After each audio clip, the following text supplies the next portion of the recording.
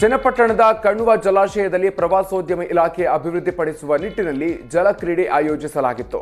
ಕಣ್ವ ಜಲಾಶಯದಲ್ಲಿ DCM DK Shivakumar boating ಮಾಡಿ ಗಮನ ಸೆಳೆದರು. ಇದೇ ಸಂದರ್ಭದಲ್ಲಿ ವಾಟರ್ ಬೈಕ್ ರೈಡ್ ಮಾಡುವಾಗ ಡಿಕೆ ಸುರೇಶ್ ಮತ್ತು ಸಿಪಿ ಯೋಗೇಶ್ವರ್ ನೀರಿಗೆ ಬಿದ್ದರು. ಒಂದೇ ವಾಟರ್ ಬೈಕ್ನಲ್ಲಿ ಯೋಗೇಶ್ವರನ್ನ ಹಿಂದೆ ಕೂರಿಸಿಕೊಂಡು ಡಿಕೆ ಸುರೇಶ್ ವಾಟರ್ ಬೈಕ್ ಓಡಿಸ್ತಾ ಇದ್ರು. ಈ ಸಂದರ್ಭದಲ್ಲಿ ಆಯ ತಪ್ಪಿ ವಾಟರ್ ಬೈಕ್ನಿಂದ ಇಬ್ಬರು ನಾಯಕರು ಕೆಳಗೆ ಬಿದ್ದಿದ್ದಾರೆ. ಬಳಿಕ ನೀರಿನಲ್ಲಿ ಈಜಿ ದಡ ಸೇರಿದ್ದಾರೆ. ಮೈಕ್ರೋ ಫೈನಾನ್ಸ್ಗಳ ಆಟಾಟೋಪಗಳಿಗೆ ಕಡಿವಾಣ ಹಾಕಲು ಹೊಸ ಕಾನೂನು ಜಾರಿಗೆ ತರಲು ಸರ್ಕಾರ ಮುಂದಾಗಿದೆ. ಆದರೂ ಡೋಂಟ್ ಕೇರ್ ಅಂತಿರೋ ಫೈನಾನ್ಸ್ ಕಂಪನಿಗಳು ಜನರ ಜೀವ ಹಿಂಡ್ತಾ ಇದೆ.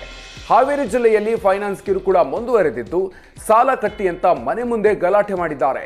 ಅಡವಿ ಆಂಜನೇಯ ಬಡಾವಣೆಯಲ್ಲಿ ಮೈಕ್ರೋ ಫೈನಾನ್ಸ್ ಕಿರುಕುಳಕ್ಕೆ ಮಹಿಳೆ ಕಣ್ಣೀರು ಹಾಕಿದ್ದಾರೆ. ಆಟೋ ಅಡ್ಡಗಟ್ಟಿ ಸಾಲ ವಸೂಲಿಗೆ ಫೈನಾನ್ಸ್ ಸಿಬ್ಬಂದಿ ಮುಂದಾಗಿದ್ದು, ತಿಂಗಳು ಮುಗಿಯೋದ್ರ ಒಳಗೆ ಹಣ ಕಟ್ಟಬೇಕು ಅಂತ ಎಚ್ಚರಿಕೆ ನೀಡಿದ್ದಾರೆ.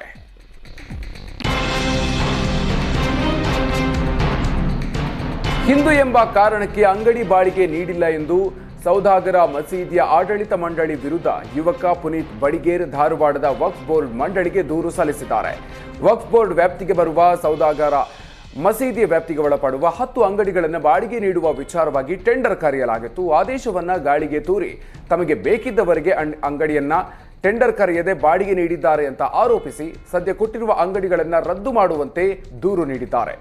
ಮತ್ತೊಮ್ಮೆ ಪರಿಶೀಲನೆ ಮಾಡಿ ಟೆಂಡರ್ ಕರೆದು ಅಂಗಡಿಗಳನ್ನು ಬಾಡಿಗೆ ನೀಡಬೇಕು ಅಂತ ಆಗ್ರಹಿಸಿದ್ದಾರೆ.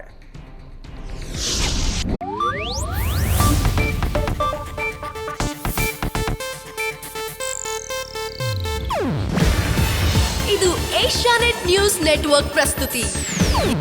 ನೀವು ನೋಡ್ತಿದ್ದೀರಾ ಏಷ್ಯಾನೆಟ್ ಸುವರ್ಣ ನ್ಯೂಸ್.